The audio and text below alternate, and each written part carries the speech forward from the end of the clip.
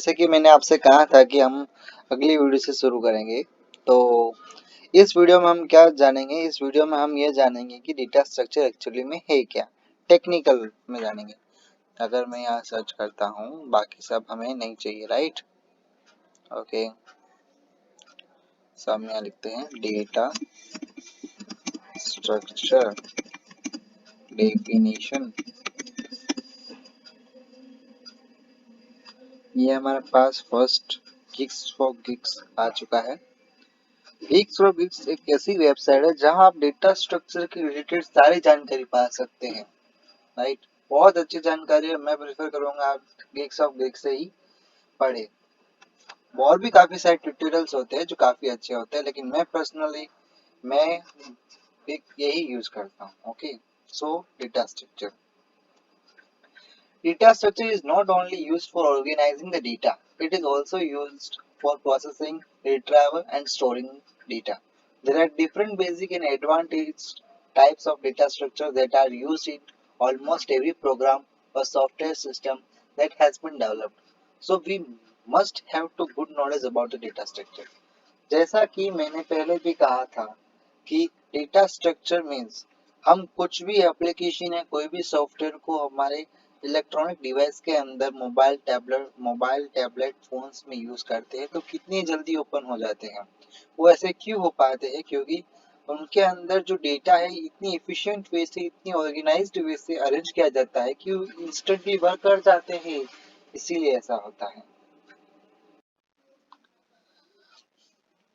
सो अब देखिए classification of data structure क्या है। डेटा स्ट्रक्चर दो टाइप के होते हैं, linear data structure and non linear data structure. Linear data structure में सबसे बेस्ट एग्जांपल है एरे। अगर एरे समझाना हो तो एरे कैसे समझ सकते हैं? जैसे कि आप अगर चीटियां जो चलती है ना ग्रुप में, तो आप वो देखेंगे तो आपको ये पता चलेगा कि चीटियां लाइन में ही चलती है। ऐसे मतलब अनऑर्गेनाइज वैसे नहीं चलेगी, लीनियरली चलेगी, ग्रुप में चलेंगे। ऐसे नहीं कि लाइन तोड़कर ऐसे चलेंगे। तो एक तरीके से इनका एक होता है कि अगर एक चीटी मिल जाए तो हम इससे उनको काउंट कर सकते हैं, अगली चीटियां उसके पीछे पीछे पीछे पीछे होगी। ठीक है। अब लीनियर डेटा स्ट्रक्चर के अंदर भी दो पार्ट्स होते हैं, dynamic data structure and static data structure. Static data structure उसे कहते हैं जो कि चेंज नहीं किया जाए।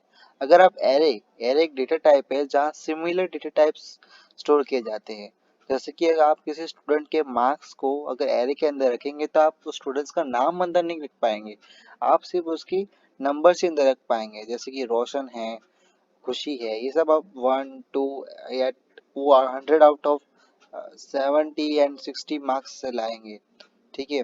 अब जैसे कि अब डायनामिक डेटा स्ट्रक्चर्स में क्या है कि उसके अंदर हमें पूरी तरीके से इम्प्लीमेंट करने की जरूरत नहीं पड़ती है। इम्प्लीमेंटेशंस है उनकी बेशक, लेकिन सी प्लस प्लस में के स्टील होती है, जावा में जावा कलेक्शन होते हैं जो इनबिल्ट हमें सारी प्रोवाइड करते हैं, राइट? सी प्लस प्लस में एसटीएल, अगर मैं गलत नहीं हूँ तो इसको स्टैंडर्ड टेम्पलेट लाइब्रेरी कहते हैं। और इसके अंदर हम क्यू है, वेक्टर है, स्टैक है, हमको सब कुछ यूज कर सकते हैं।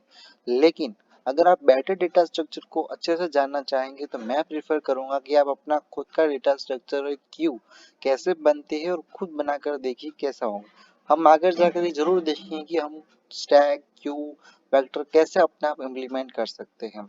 ठीक है। मैं यहाँ आपको बहुत ही आसान तरीके से डेटा स्ट्रक्चर सिखाने की कोशिश करूंगा।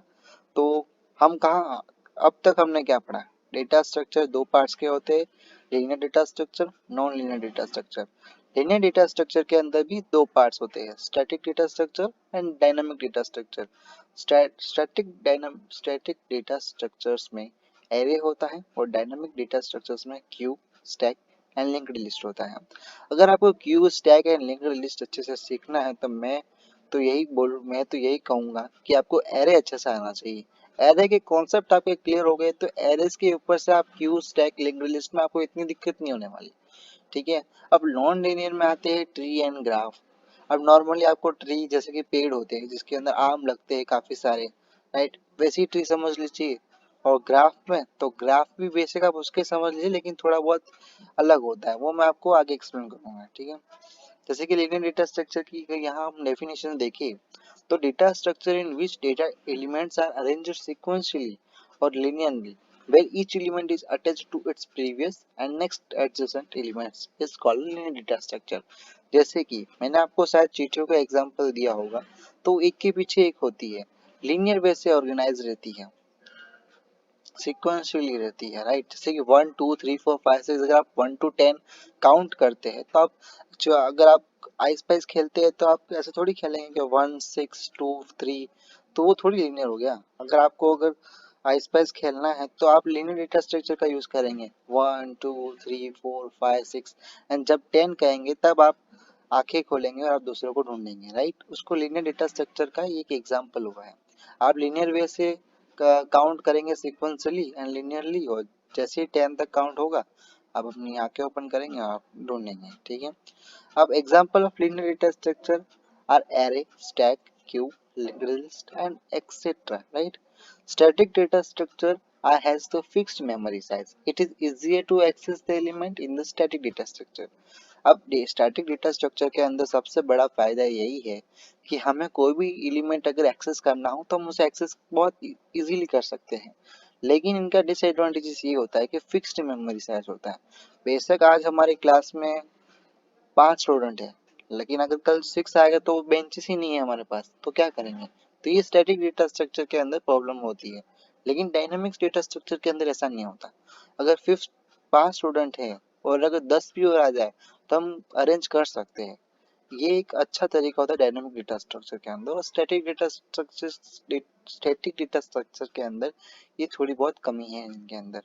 लेकिन अगर डायनेमिक डेटा स्ट्रक्चर अगर आपको सीखना है अच्छे से, तो अगर आपको डायनामिक डेटा स्ट्रक्चर अच्छे से सीखना है तो आपको स्टैटिक डेटा स्ट्रक्चर आना चाहिए। अब डेटा डायनामिक डेटा स्ट्रक्चर क्या है। इन dynamic data structure the size is not fixed, it can be randomly updated during the runtime which may be considered efficiently concurring the memory space complexity of the time। क्या समझे। इसके अंदर ये कहा जा रहा है कि इसके अंदर कोई साइज फिक्स होती ही नहीं है। It can be randomly updated during the runtime which may be considered efficient considering the memory and space complexity of the code। Okay, और example of this data structure are queue and stack. अब मैं आपको यहाँ Q का मतलब समझाऊं तो Q बेशक है क्या। आप समझिए, आप पिक्चर देखने जा रहे हैं, ठीक है, और पिक्चर में लाइन लगी हुई है। अब बंदे जो आगे खड़े हैं वो जिनको टिकट मिलेगी वो आगे से निकल जाएंगे और पीछे से तो ज्वाइन होते रहेंगे। तो जैसे जैसे लाइन बड़ी होगी वैसी वैसी हमारे इंतजार करने की, थोड़ा पिक्चर देखने का जो समय है थोड़ा बढ़ता रहेगा। लेकिन अब क्यों यहाँ कहाँ काम आता है। क्यों मतलब ये है कि इसके अंदर जो इंसर्शन होता है, समझ लीजिए कि एक क्यू बनी हुई है। आपने अगर स्पॉटिफाई यूज करते हैं, यूट्यूब है, तो वहाँ एक आता है क्या आप इसको क्यू में ऐड करना चाहते हैं। तो इसका मतलब क्या होता है कि जो भी आप अभी वीडियो देख रहे हैं या जो भी अभी सॉन्ग चल रहा है, ये सॉन्ग होने खत्म होने के बाद इसके पीछे जो होगा उसका तो आएगा, लेकिन जब आपने जब उसको क्यू में ऐड किया उस तो फिर वो बजेगा। ओके, अगर आप क्यू में कंटिन्यूअसली डालते रहेंगे ना तो वो जो पहले क्यू में किया वही बजेगा। ऐसा नहीं कि आपने अपना थर्ड किया तो लेटेस्ट वाला बजेगा, नहीं, ऐसे लाइन बनी रहती। जो ऐसे अरेंज वे में हुआ है उसको ही पहले नंबर आएगा। हम आगे जाकर और अच्छे से डायग्रामेटिक वे से समझेंगे तो आपको और इजीली समझ में आएगा। अगर अभी आपको समझ में नहीं आ रहा तो कोई दिक्कत की बात नहीं।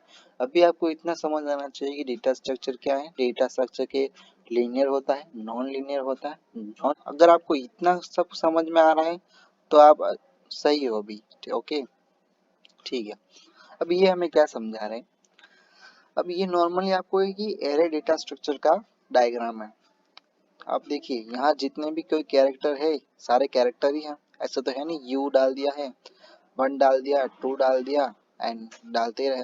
तो इन्होंने क्या किया, UBFDAEC इन्होंने ऐसे एक एरे के अंदर डाल दिया है और इनके एक इंडेक्स है। एरे के अंदर जो इंडेक्सेस होते हैं उनके द्वारा ही हम इंडेक्स, इनके अंदर क्या हमने इनपुट किया हम उनको एक्सेस कर सकते हैं। जैसे कि अगर हम यहाँ देखें, अगर इस एरे का नाम इंडेक्स होता तो इंडेक्स जीरो पर जाएंगे तो हमें यू मिलेगा, इंडेक्स 4 पर जाएंगे तो हमें ए मिलेगा, इंडेक्स 2 पर जाएंगे तो हमें एफ मिलेगा, इसी तरीके से। और इंडेक्स जीरो से यहाँ स्टार्ट होते हैं और इनके अंदर भी एड्रेसेस होते हैं, कहीं ना कहीं तो हमारे एड्रेस स्टोर होते ही है ना, तो 200, 201।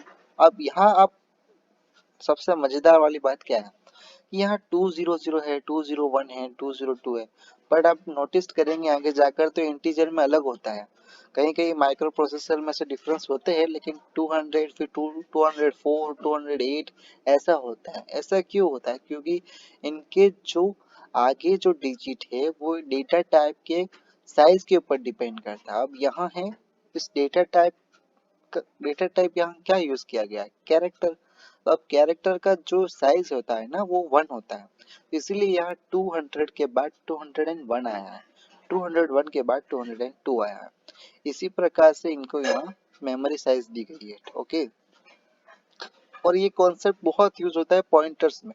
पॉइंटर्स बेशक बहुत हार्ड होता है जो बिगिनर्स होते हैं प्रोग्रामिंग में, लेकिन हम यहाँ ये कोशिश करेंगे कि आपको पॉइंटर्स और डेटा स्ट्रक्चर इतनी अच्छी तरीके से आपको समझ आ जाए कि आपको आगे जाकर कभी रिवाइज करने की जरूरत नहीं पड़ेगी। ओके, हम आगे जाकर सब कुछ देखेंगे, फिलहाल इस वीडियो में इतना ही। आप उम्मीद है आपको समझ में आया होगा। थोड़ा बहुत रिवाइज कर लेते हैं हमने इस वीडियो में क्या क्या कवर किया है। हमने पहले डेटा स्ट्रक्चर की डेफिनेशन पढ़ी, फिर हमने क्लासिफिकेशन ऑफ डेटा स्ट्रक्चर देखा, और क्लासिफिकेशन ऑफ डेटा स्ट्रक्चर के अंदर linear, non linear, tree, graph and static and dynamic होता है। एरे बेसिकली क्या होता है, क्यू क्या होता है, थोड़ा बहुत हमने इनके बारे में जाना, और स्टैक एंड लिंक्ड लिस्ट के बारे में हम आगे देखेंगे। लीनियर डेटा स्ट्रक्चर क्या होता है, लीनियर होता है, सीक्वेंशियल होता है। और नॉन लीनियर मतलब क्या होता है, वो सीक्वेंशियल नहीं होता और लीनियर लीनियर भी नहीं होता है। In non linear data structure we can't traverse all the elements in a single run only, right? Okay, fine. तो उम्मीद है आपको वीडियो पसंद आया होगा और आप मैंने जो समझाने की कोशिश की है आपको सारा समझ में आया होगा। फिलहाल बने रहिए, हम और एक्साइटेड और ऐसे बहुत ही इजी तरीके से एक्सप्लेनेशन आपके लिए लाते रहेंगे। थैंक यू, धन्यवाद।